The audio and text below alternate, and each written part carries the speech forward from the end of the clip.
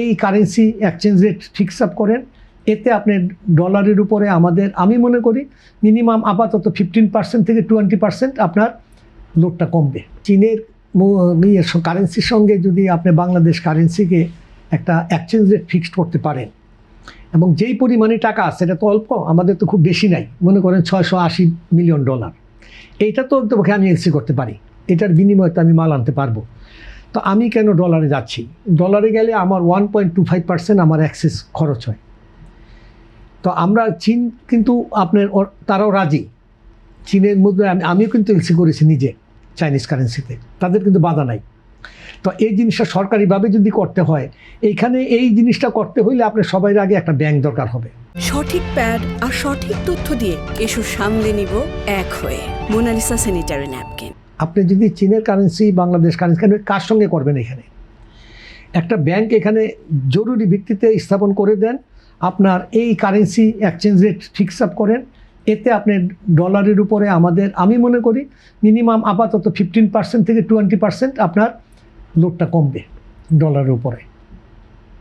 কিন্তু সেই জায়গায় আসলে আমরা বিশ্বজুড়ে দেখেছি যারাই চীনের সাথে এই চীনা ইউয়ানে লেনদেন করেছে তাদের উপর প্রভাব পড়েছে, কিংবা স্যাংশন দিয়েছে, বা তারা একটা ভয় ছিল। সেই জায়গায় এমনকি হরমুজ প্রণালী যখন বন্ধ ছিল তখনও কিন্তু আমরা ইউয়ানে লেনদেন করতে দেখেছি, কিন্তু সেটাও একটা বড় স্টেপ হিসেবে ধরে নেওয়া হয়েছে যে দেশই করেছে।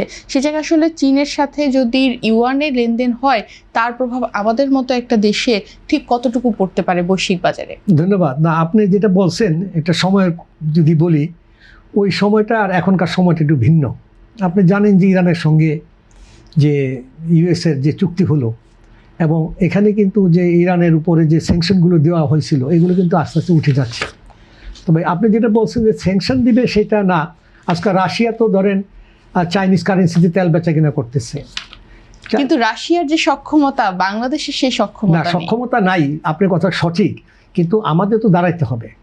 এখন সক্ষমতা নাই, কিন্তু সক্ষমতা আমি তৈরি করব না, চেষ্টা করতে হবে। তবে আমি যে চীনের সঙ্গে যে লেনদেনটা করতেছি, আমার তো এত বড়, আমার তো এই যে পরিমাণ আমরা ইম্পোর্ট করি, আমরা তো আমেরিকা থেকে এত পরিমাণ ইম্পোর্ট করি না। তারপরে যদি এখন দেখেন যে তারপরে আমেরিকা কিন্তু আমাদের ফোর্স করছে অনেক কিছু কেনার জন্য, এবং আমরা কিনতে বাধ্য হয়েছি। এটা ওরা সব জায়গায় করে। এরা করে কি জন্য জানেন? এরা সুযোগ যখন দেয় তখন তারা সুযোগটা ফিরিয়ে দেয় না, বলবে যে আপনার কাছ থেকে আমি এত নিব, কিন্তু আপনি আমার কাছ থেকে এত নিতে হবে। তাদের হইল কি, তারা ওই জিনিসটা একটা কন্ডিশন দিয়ে দেয় যে ঠিক আছে আপনার কাছ থেকে আমি এই জিনিসটা আনবো, কিন্তু আপনি আমার কাছ থেকে নিতে হবে। এটা সারা বিশ্বেই তারা করতেছে, যেহেতু ডলার একটা আপনি জানেন আন্তর্জাতিক মানের একটা লেনদেনের বস্তু হয়ে দাঁড়াইছে। এখন কিন্তু আপনি ধরেন আগে জাপানি হইতো, ভারতীয় কারেন্সিতে হইতো, এগুলো কিন্তু কমে গেছে, সবাই এখন ডলারের দিকে ছুটছে।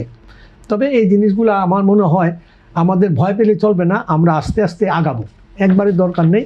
তবে আমরা যেই দেশের সঙ্গে করি, মনে করেন যদি আমরা ভারতের সঙ্গে করি, ভারতীয় ইন্ডিয়ান রুপিতে করতে পারি, অসুবিধা নেই, এতে তারা না করার কিছু নেই। আমরা যেটা কখনোই করিনি, সেই জায়গা থেকে আসলে যদি চীনা মুদ্রায় আমরা লেনদেন শুরু করি, কোনো নেগেটিভ প্রভাব আমাদের অর্থনীতিতে পড়বে কিনা? না, ওরকমভাবে আমার মনে হয় না। আপনি যেভাবে ভয় পাচ্ছেন যে একদম বসাই দিবে কিনা, তা না, আমরা আস্তে আস্তে করব। একদিনে একটা পরিকল্পনা একবারে করা হয় না, আমরা যে পরিকল্পনাটা করি নাই, এই যে চিন্তাটা, এটা কি আমরা আগে করেছি, এখন করতেছি। তো এইটার জন্য আপনাকে টাইম নিতে হবে, 1 বছর 2 বছর যেতে হবে, আস্তে আস্তে এটা বাড়াইতে হবে। একদিনে ধপ করে পারবেন না যে না আমি ইউএসএ কল্পনা বন্ধ করে দিব, সেটা হবে না। ইউএসএ থাকবে, তার সঙ্গে থাকবে ইউরোর সঙ্গে থাকবে, জাপানি ইয়েন থাকবে, সব কারেন্সির সঙ্গে আমরা করব।